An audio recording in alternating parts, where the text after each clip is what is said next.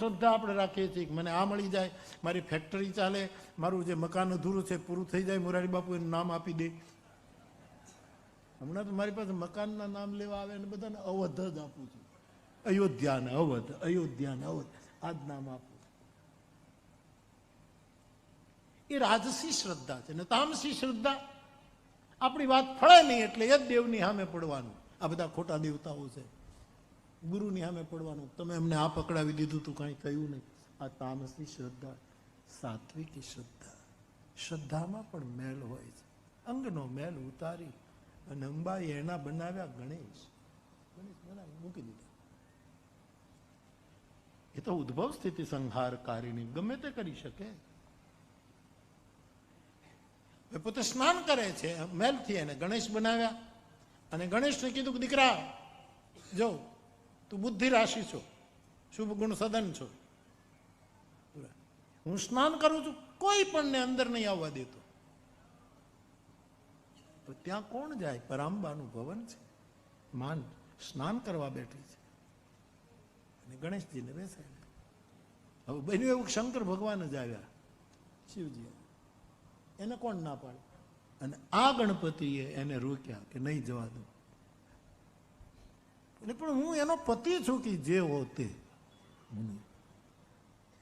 આ શ્રદ્ધાના મેલવાલા ગણતરી કહેવાય. ત્યાં વિવેક રાખવો જોઈએ કે આને ના ન પડાય. અને ના પાડી અને પોતાની બુદ્ધિનો અહંકાર આવ્યો એટલે મહાદેવે એનું માથું કાપીને હાથીનું માથું લગાડી દીધું કે ભાર વહન કર્યા કર તારી બુદ્ધિનો, તારી બુદ્ધિનો બોજ. એક વસ્તુ ધ્યાનમાં રાખવું, બોજમાં ન રહેવું, મોજમાં રહેવું.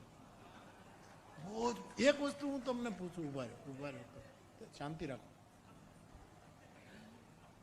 આપણને આપણું માથું, આપણા બોડીનું જે પ્રમાણભાન હોય છે કે ભાઈ હાથ આવડા, પગ આવડા, ઘણા ન હોય, ઘણા ન હોય. ઈશ્વરે બ્રહ્માને કેટલા બનાવ્યા, એમાં ઘણો એક આરે લોટ કાઢ્યો, એમાં ઘણાના પ્રમાણભાન નથી રહ્યા.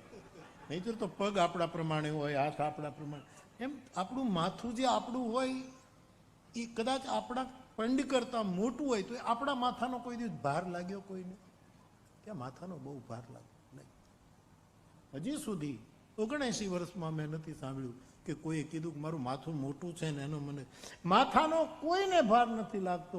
પણ એ માથા ઉપર જે ભાર આપણે મૂક્યો છે ને એનો બહુ ભાર લાગે.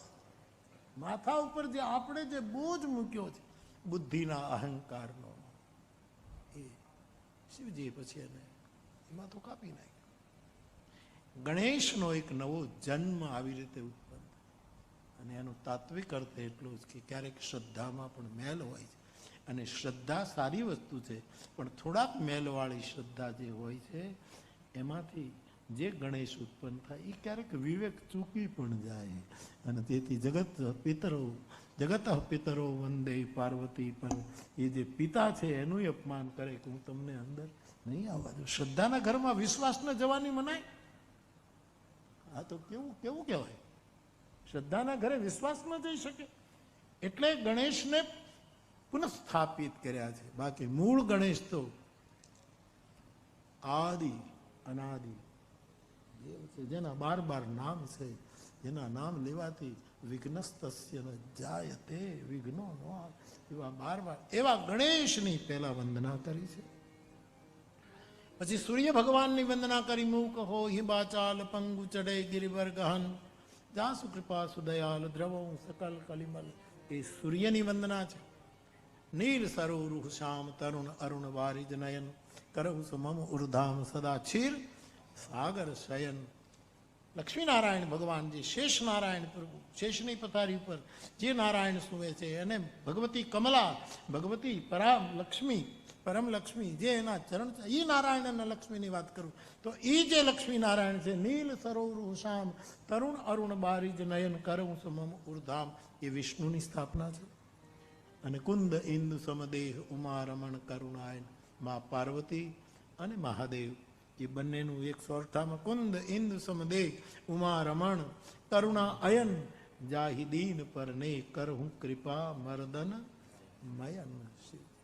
તો 4 સોરઠામાં ગૌરીને માનવા જોઈએ, ગણેશને માનવા જોઈએ, વિષ્ણુ ભગવાનની સેવા કરવી જોઈએ, સૂર્યને નમસ્કાર કરવા જોઈએ, શિવ અને પાર્વતીને પેલા કરવા. આ 5 દેવોની સ્થાપના કરી અને પછી આ 5 દેવો જો નિષ્ઠા હોય, પાકો આશ્રય હોય, તો ગુરુમાં 5 તત્વ આવી જાય. માટે બંદવ ગુરુપદ કંજ કૃપા સિંધુ નર રૂપ હરિ મહામોહ તમ પુંજ જાસુ વચન રવિ કર નિકર. તો ગુરુની વંદના કરી. ગુરુ વિવેકનો સાગર છે, તો એ રીતે ગુરુ ગણેશ છે. ગુરુ શ્રદ્ધાનું સ્વરૂપ છે. ગુરુ જેવી શ્રદ્ધા કોની હોય તો એ પાર્વતીનું રૂપ છે. ગુરુ શિવરૂપ છે, કલ્યાણકારી છે, ઘનીભૂત વિશ્વાસ છે, એટલે એ શિવરૂપ છે. ગુરુ જેવો વિશાળ કોણ? નમોસ્તુ તે વ્યાસ વિશાળ બુદ્ધે. આટલો વિશાળ કોણ હોય ગુરુ જેટલો ઉદાર કોણ હોય? એટલે ગુરુ વિષ્ણુ પણ છે, ગુરુ શિવ પણ છે, ગુરુ શિવા પણ છે, ગુરુ ગણેશ પણ છે. આ બધું જ ગુરુમાં સમાહિત ગણાય. તો ગુરુની વંદના કરીએ. અને રામચરિતમાનસનું ચોપાઈમાં પહેલું પ્રકરણ ગુરુ વંદના અથવા તો ગુરુ મહિમા, એની 2-3 ચોપાઈ.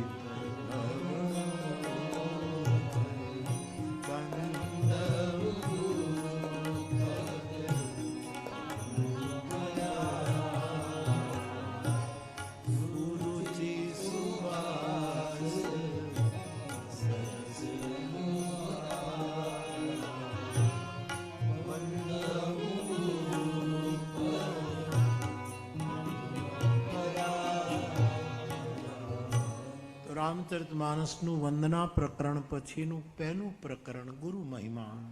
ગુરુનો મહિમા ગાયો છે.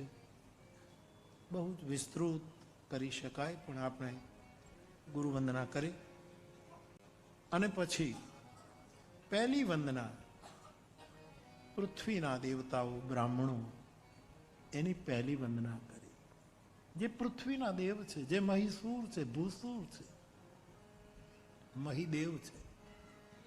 તો ગોસ્વામીજી સૌથી પહેલા એક એવી સંસ્થા, એવા વિપ્રવૃંદને પ્રણામ કરે છે જે મોહને કારણે સમાજમાં અનેક પ્રકારની વિસંગતિઓ પેદા થઈ હોય એને નષ્ટ કરવામાં જે બ્રાહ્મણ દેવતા સતત પોતાનો અવતાર કરી કાર્ય કરે, મોહ જનિત સંશય સબ હરના, એવા બ્રાહ્મણ દેવતાઓની પહેલી વંદના ગોસ્વામીજીને કરી. ત્યાર પછી સમાજમાં બધા બ્રાહ્મણ જ નથી હોતા, સજ્જનો ઘણા બ્રાહ્મણ ન હોય પણ સજ્જન છે, સજ્જનોની વંદના કરી. ઘણા બ્રાહ્મણ ન હોય, સજ્જન પણ ન હોય, પરંતુ એનું ચરિત્ર સજ્જન તરીકે પ્રસિદ્ધ ન હોય, પણ એનું ચરિત્ર સાધુ જેવું હોય, સાધુ જેવું જીવન જીવતા હોય, એની વંદના કરી. પછી સમગ્ર સાધુ સમાજની વંદના. હાલતા ચાલતો પ્રયાગ છે એમ કહીને તીર્થરાજની પદવી આપી સાધુ સમાજની, સજ્જનોની, દુર્જનોની, ખલોની,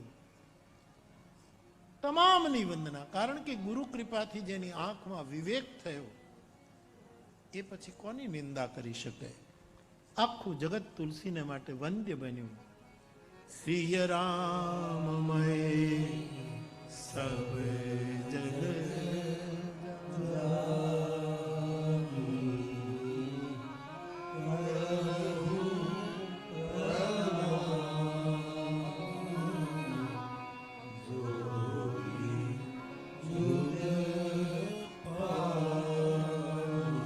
તુલસીદાસજી જગતને મિથ્યા નથી ગણતા. ધ્યાન દેના, સિદ્ધાંતનો સવાલ છે. મિથ્યા નથી ગણતા.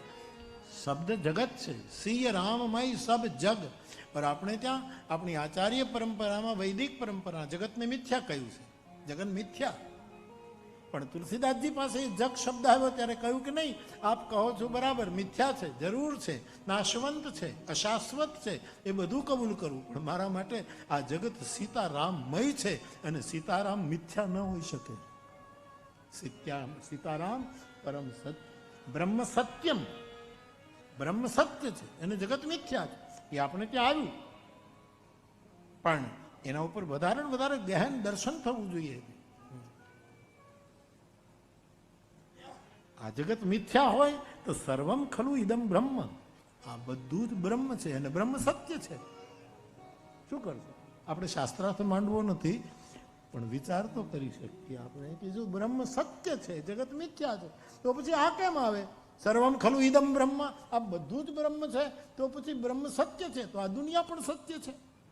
વિનોબાજીએ વચ્ચેનો તોડ કાઢ્યો. વિનોબાજી કહે બ્રહ્મ સત્ય છે અને જગત એની સ્ફૂર્તિ છે, સ્ફુરણ. જગત એનું સ્ફુરણ છે. દેશકાળ પ્રમાણે શાસ્ત્રોનું સંશોધન થતું રહે છે. વેદ શાસ્ત્ર વિશુદ્ધ કૃત, એ જે ભાગવતકારે નિયમ લાદી દીધો છે સાહેબ, એ દેશકાળ અને પાત્ર પ્રમાણે એ જ લોકો પ્રેરણા કરે કે હવે આમ કરો, હવે આનો આવો અર્થ કરો, હવે આને આવી રીતે કરો. તમે છીકામાં શાકભાજી રાખતા હતા, હવે ફ્રીજમાં મૂકો. સમય પ્રમાણે મિત્ર આપણે છીકામાં શાકભાજી રાખતા હતા, એમાં પડતો. હવે સાધનો આવી ગયા, હવે એમાં મૂકો, એમાં રાખો. એમ દેશકાળ પ્રમાણે. હમણાં એક બ્રહ્મની ચર્ચા કરનાર મારી પાસે એક વિદ્વાન આવ્યા, એટલે મેં કીધું ભાઈ હું તમારી સાથે આવી, મારે લાંબી, મને એટલો સમય નથી કે તમારી સાથે હું વાતચીત કરું, મને એટલો ટાઈમ ક્યાં, એટલું મારું નામ સ્મરણ ઘટે, મને મારે ખોટનો ધંધો કરવો. પણ જ્યારે બહુ કહેવા લાગે નહીં કે આ બધું પ્રપંચ છે બાપુ, આપણે મેં હશે, મેં કીધું પ્રપંચ. પછી તમે ક્યાં સુધી કથા કરશો આ પ્રપંચની સામે? મેં કીધું કથા કરું છું, પ્રપંચ નથી કરતો. પહેલા એ સમજી લો, હું કથા કરું છું, આ પ્રપંચ નથી માંડ્યો. પ્રપંચની સામે રામકથા છે. રામકથા દ્વારા પ્રપંચને અમે કોશિશ કરીએ છીએ. બહુ બોલ્યા પછી મારે કહું સર્વમ ખલું ઇદમ બ્રહ્મનું શું કહેશું? આ જગત મિથ્યા છે તો આમાં તો બધું જ બ્રહ્મ છે, તો પછી શું કરશું? ક્યાં જશે? એટલે રહેવા દો, જમવાનું તૈયાર છે, જમી લો અને પછી તમે રિક્ષામાં નીકળી જાઓ. આવું મારે કહેવું છું. તુલસી લખે છે સિય રામમય.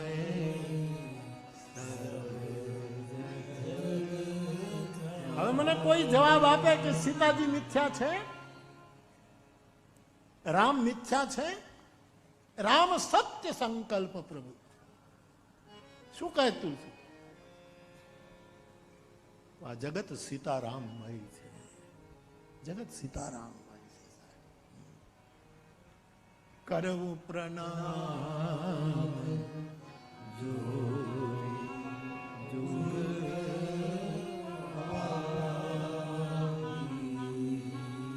સ્વામીજીએ ગુરુ કૃપાથી આંખમાં વિવેક આવ્યો, દ્રગ વિવેક ઉત્પન્ન થયો, એટલે બધાની વંદના કરી છે. અને એ વંદન કરતા કરતા કરતા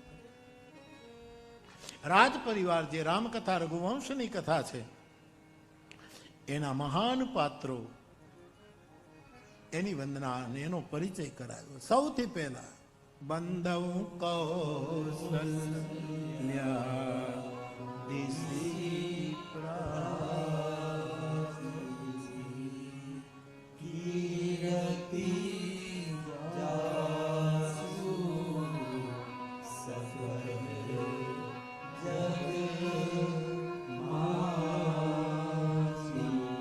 આપણી પવિત્ર ને પ્રવાહી પરંપરા આપણને શીખવી ગઈ, માતૃદેવો ભવ. પહેલા માતાની જ વંદના થાય, એટલે સૌથી પહેલા તુલસીદાસજીએ મા કૌશલ્યાની વંદના કરી. એ મહિલા નથી, પૂર્વ દિશાનો મહિમા છે, જ્યાં રામચંદ્ર ઉદિત થયો છે. જ્યાં રામચંદ્ર, આ ચોપાઈ મૂળમાં છે, ભગત બાપુની પંક્તિમાં. ઉગમણા ઓરડા વાળી, અજાત અને ભેળિયા વાળી, એનું મૂળ આ ચોપાઈ. મારા દેશની માં એ પૂર્વ દિશા છે. જેમ પૂર્વ દિશામાં ચાંદો ઉગે, એમ રામચંદ્ર જ્યાં ઉદિત થયા છે, એવી માને મારા પ્રણામ છે.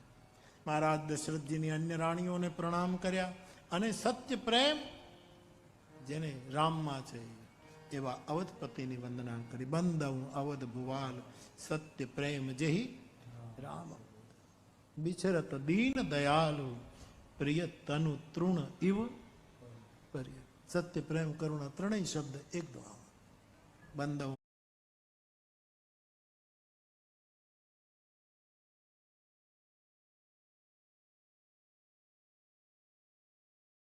અવધ ભુવાલ સત્ય પ્રેમ જેહી રામપદ, બિચરત દીન દયાળુ. દયાળ માની કરુણા, કૃપા. કૃપા એક દોહામાં સત્ય પ્રેમ અને કરુણાને ગૂંથી લીધા. આ બધા બેરખા કહેવાય, નાના નાના.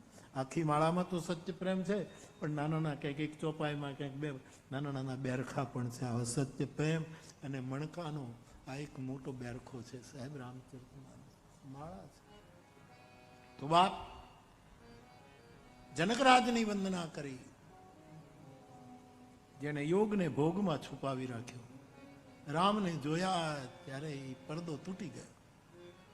રામ બિલોકત પ્રગટ્યો. વિદેહરાજ જનકની વંદના કરી, અને પછી ચાર ભાઈઓની વંદનામાં પહેલી વંદના ભરતની કરી. ક્યોંકિ સંત એ ભગવંત કરતા પણ પ્રથમ ગણાયા. મોતે સંત અધિક કરી લેખે, એટલા માટે પહેલે ભરતની વંદના કરી છે. ત્યાર પછી લક્ષ્મણજીની વંદના કરી, શત્રુઘ્ન મહારાજની વંદના કરી, અને સીતારામની વંદના તો સાવ છેલ્લે કરશે. વચ્ચે શ્રી હનુમાનજી મહારાજની વંદના કરે. મહાવીર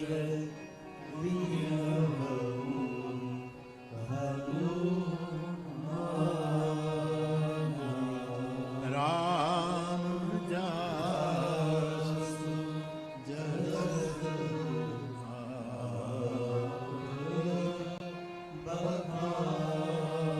પ્રણવ પવન કુમાર ખલવન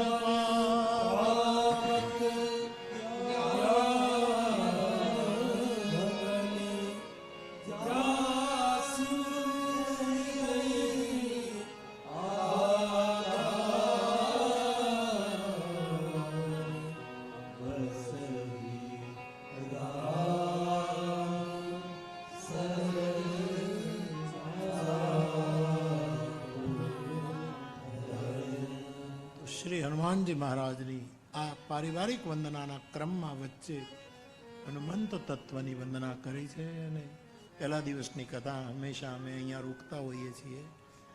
મારે આપને એટલું જ કહેવાનું કે જે કોઈ ધર્મના આપ આશ્રિતો, જે દેવતાઓને દેવીને માનતા હો, જે ગ્રંથના ઉપાસકો, કોઈ આપત્તિ નહીં. રુચિ ભેદે તમારી જ્યાં શ્રદ્ધા હોય એને પકડી રાખજો, પરંતુ સાધનામાં આગળ વધવા માટે અને સફળ નહીં સુફળ થવા માટે, અને સફળ થયા પછી પણ અહંકાર ન આવે એવું અંતઃકરણ શુદ્ધ રહે, એના માટે હનુમંત તત્વનો આશ્રય અત્યંત જરૂરી છે. ગમે તેને માનો પણ હનુમાનજીને પકડી રાખજો. તુલસીદાસજી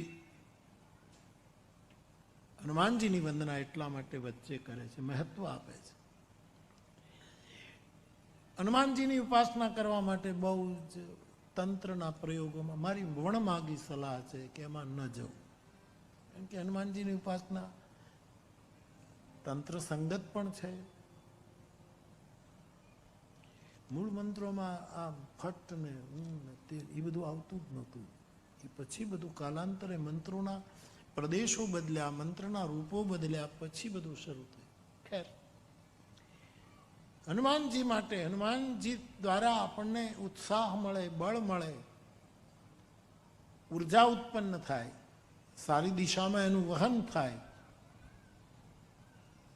એટલા માટે દિવસમાં વચ્ચે વચ્ચે હનુમાનજીને યાદ કરી લેવા, વચ્ચે વચ્ચે ધીરે ધીરે. જેમ તમે વચ્ચે વચ્ચે તમાકુ ખાઈ લો છો એમ એમ ધીરે. ક્યારેક ક્યારેક વચ્ચે વચ્ચે આપણે બેઠા હોય ચાય પી લઈએ છીએ એમ વચ્ચે વચ્ચે 24 કલાકમાં હનુમાનનું સ્મરણ રાખો. આ IPL ક્રિકેટ હોય કે ટેસ્ટ મેચ હોય કે પછી વન ડે હોય, પછી કઈ હોય 20-20 હોય, બરાબર. આ બધી ક્રિકેટ હોય ને ક્રિકેટનો કોઈ બહુ શોખીન માણસ હોય અને એને ટિકિટ પણ લઈ લીધી હોય કે સ્ટેડિયમમાં બેસીને ક્રિકેટ જોવી છે ને સારામાં સારી ટિકિટનો એણે સારો ખર્ચો પણ કર્યો હોય, પણ ઓચિંતા એ જ દિવસોમાં એને કંઈક કામ આવી જાય જે કામને નિવારી શકાય એમ નથી. અને એ માણસ પછી મેચ પીડાય બહુ, અરે મારી મેચ છૂટી ગઈ, મારી મેચ, તારી આખી જિંદગી છૂટી ગઈ યાર, તું મેચને ક્યાં રોવે છે, પણ મારી મેચ ગઈ, મારે જોવી હતી, મેં કેટલી કાળા બજારની ટિકિટ લીધી, કેમ કર્યું. પણ હવે એને કારણ જ એવું આવ્યું કે બિચારો જોઈ ન શક્યો બુધાભાઈ, પછી શું કરે, હાઈલાઇટ્સ જોઈ લે. હાઈલાઇટ એમ શાસ્ત્રોની રોજ થોડીક હાઈલાઇટ જોઈ લેવી છે કે આજે કથામાં કઈ હાઈલાઇટ હતી, આજે કઈ. એમ હનુમાન હાઈલાઇટ શું, પરમ હાઈલાઇટ છે. એને વચ્ચે વચ્ચે યાદ કરો તો આખી મેચ જોવાની જરૂર ન પડે. કોણે કેટલા રન કર્યા અને કોણે તોડી નાખ્યા અને કેને, એ બધું જ હાઈલાઇટ્સમાં બધું. શાસ્ત્રની પોતાની આપણને હાઈલાઇટ્સ હોય છે સાહેબ, એના ચમકારા હોય. તો શ્રી હનુમાનજી મહારાજને એવી રીતે યાદ કરવા, એ આપણી સાધનામાં આપણા પ્રાણ તત્વને, આપણા પ્રાણ બળને બહુ જ વધારે છે. હનુમંત તત્વ તો મહાવીર બિન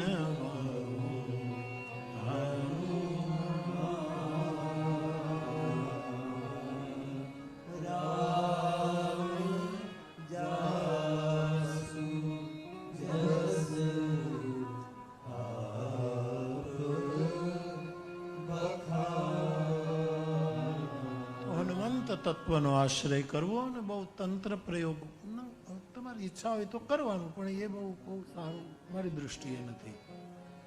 હનુમાનજી માટે તો પ્રાણબળ વધારવા માટે હનુમાન ચાલીસાનો પાઠ કરો. 1 વાર 2 વાર જેટલી વખત થાય, જ્યારે થાય ત્યારે. નહીં તો એમાંથી હાઈલાઇટ્સ પકડી લો. જય હનુમાન જ્ઞાન ગુણ સાલ મૂકી દો, પછી મૂકી દો, હાઈલાઇટ પકડી સાધુ સંત કે તુમ રખવાર, બસ મૂકી દો. જય જય જય હનુમાન ગોસાઈ. કેટલી રાહત આપું, પછી કેટલી રાહત આપું. તો શ્રી હનુમાનજી મહારાજની વંદના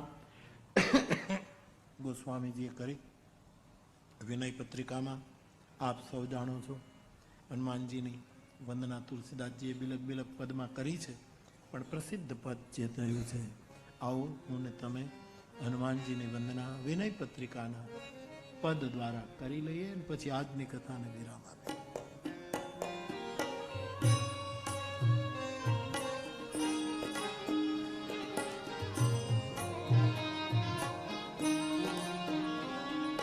પવન તનય સંતન હિતકારી, પવન તનય સંતન હિતકારી, પવન તનય સંતન હિતકારી, પવન તનય સંતન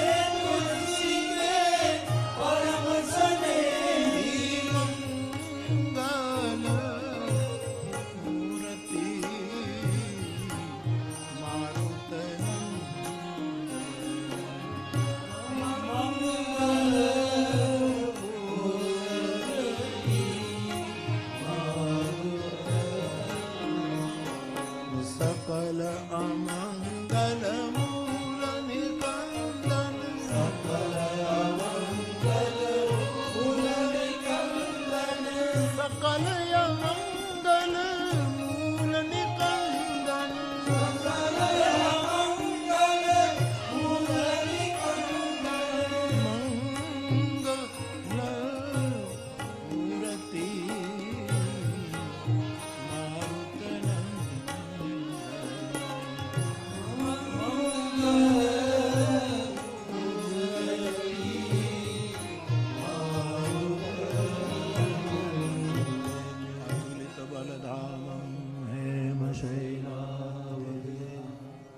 धनुजवन कृषा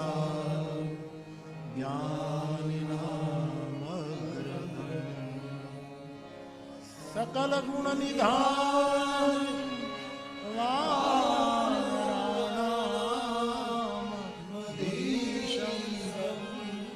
रघुपति प्रिय भक्तम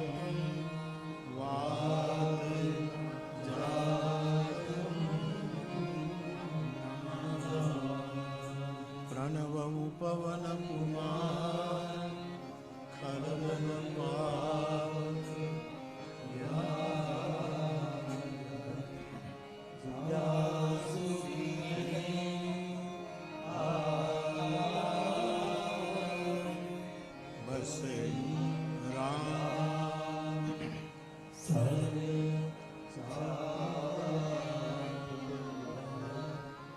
સ્વામીજીએ વંદના પ્રકરણમાં શ્રી હનુમાનજી મહારાજની વંદના કરી અને પછી ભગવાનના આ રામરાજ્ય અભિયાનમાં જેમણે જેમણે સહાય કરી સાથે જોડાયા એ બધા સખાઓની પણ તુલસીદાસજીએ નોંધ લીધી, વંદના કરી અને ત્યાર પછી માં સીતાની વંદના, કારણ કે માતૃદેવો ભવ પ્રથમ, અને પછી પિતાની ભગવાન રામની વંદના કર્યા પછી નામ મહારાજની વંદના ક્રમમાં કરે છે. એ બધી વંદના આપણે કાલે કરીશું. આજની કથાને હનુમંત વંદનાની સાથે હું વિરામ આપું એ પહેલા 1 મિનિટ કે 1-2 મિનિટ માટે ભગવાનનું કથા સ્મરણ, એના પહેલા ભરો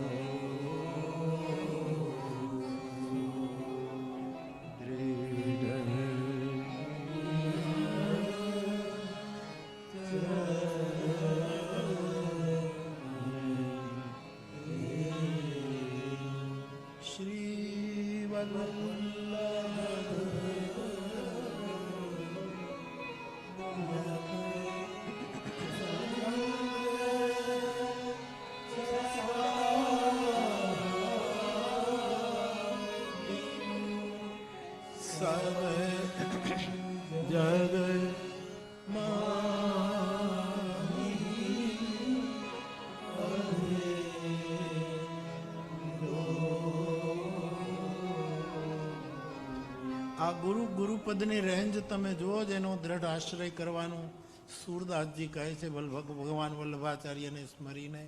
એની રેન્જ તમે જુઓ, જેના નખમાં ચાંદો હોય ને જેની વાણીમાં સૂરજ હોય એની શરણાગતિ કરે. જાસુ બચન રવિ કરવી કર, અને જેનું શ્રી વલ્લભ નખચંદ્ર, નખમાં ચાંદો અને વાણીમાં સૂરજ, આવા ગુરુપદનો દ્રઢ ભરોસો કરવાનો સૂરદાસજી કહી ગયા છે. શ્રી વલ્લભ નખ ચંદ્ર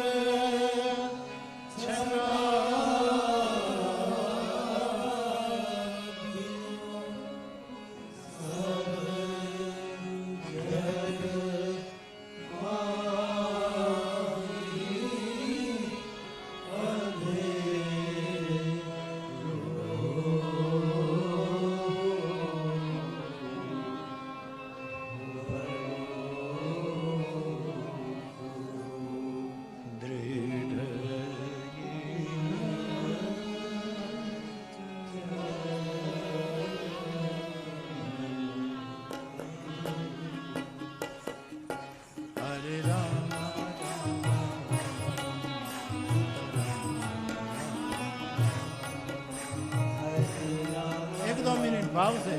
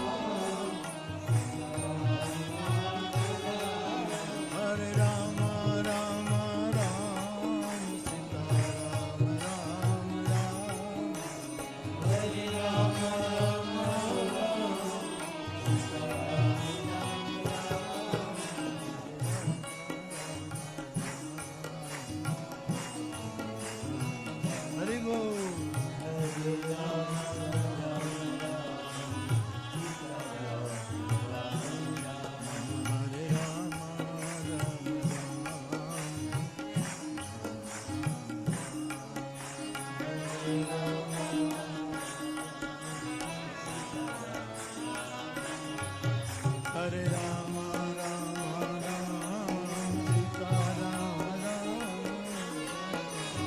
હરે રામ રામ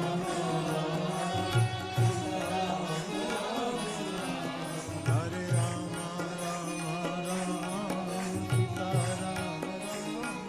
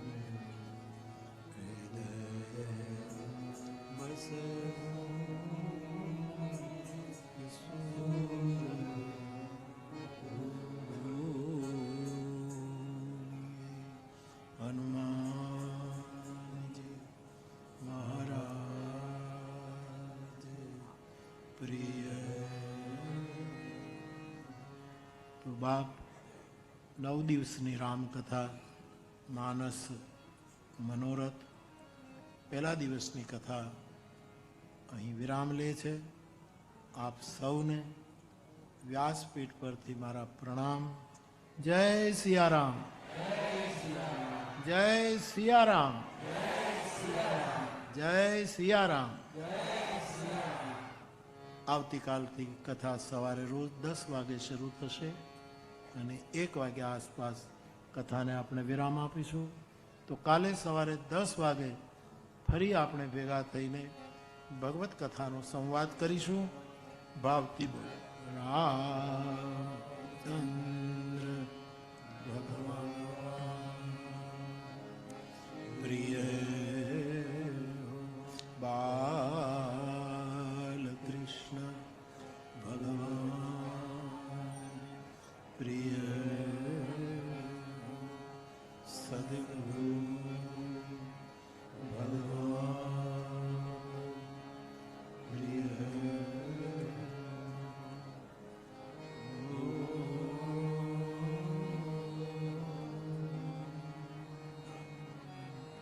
નમઃ